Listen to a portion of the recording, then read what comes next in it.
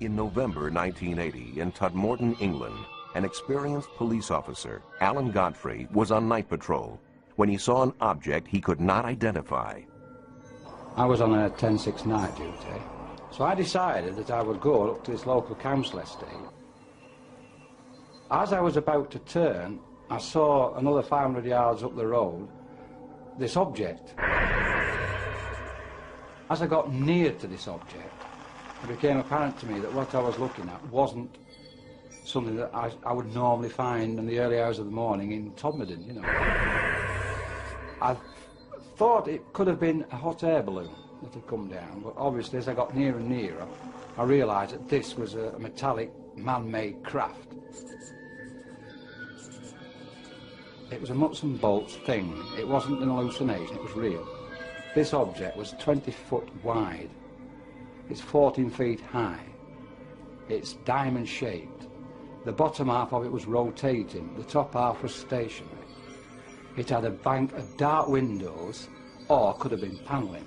If I got out the car, picked a brick up and thrown it at it, I'd have probably found out whether the windows or not. The trees that lined the road were shaking violently. But yet, whilst I was sat in the car, I didn't feel any vibration. I didn't hear any noise, but I certainly wasn't going to get out of the car.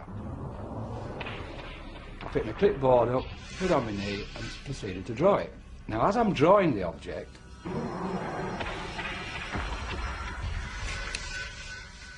I'm suddenly at the other side of it driving a police car. And the object had gone. Gone too was a period of time. After hypnotic regression, the officer remembered more.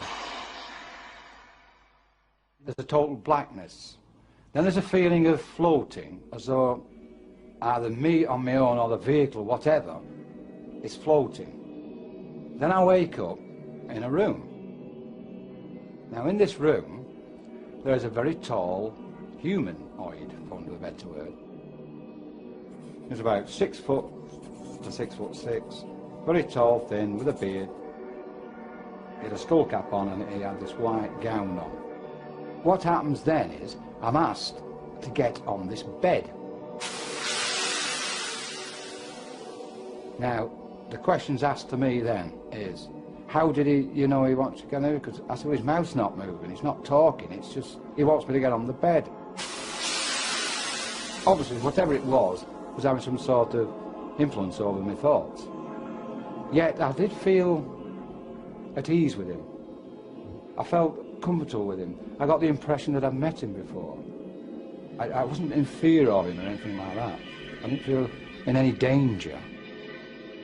So I'm on the bed, and these horrible little things come.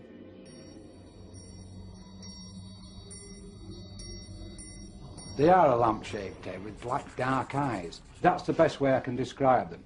And there was about 7 or 8 of them.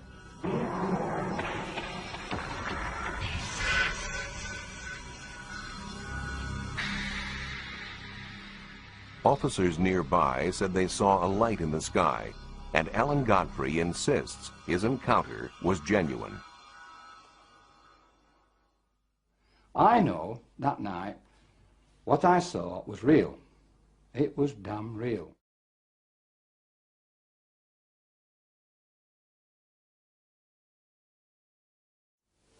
It's about 20 foot wide. About 20 foot wide. 14 foot high. Mm-hmm. The bottom's spinning. There's some windows in it, some dark windows. There's a light coming from underneath. I'm getting back into the car. I'm going. The bloody car won't go.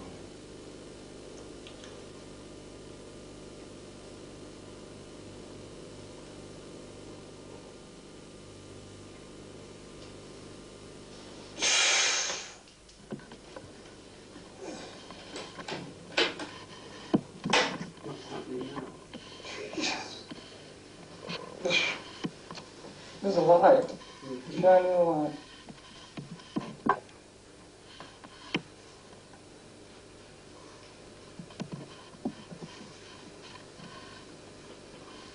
Nice curves. Who else is it doing? Horrible. Who's horrible? There. Who's they? I don't want to talk about them. Why not? Because they're horrible. Could you briefly describe? I don't know. What does it look like? They're small. Yes. How small is small? 3 foot? 4 foot? But like a little 5-year-old lad. And how many?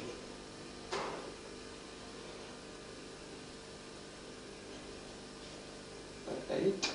8 of them.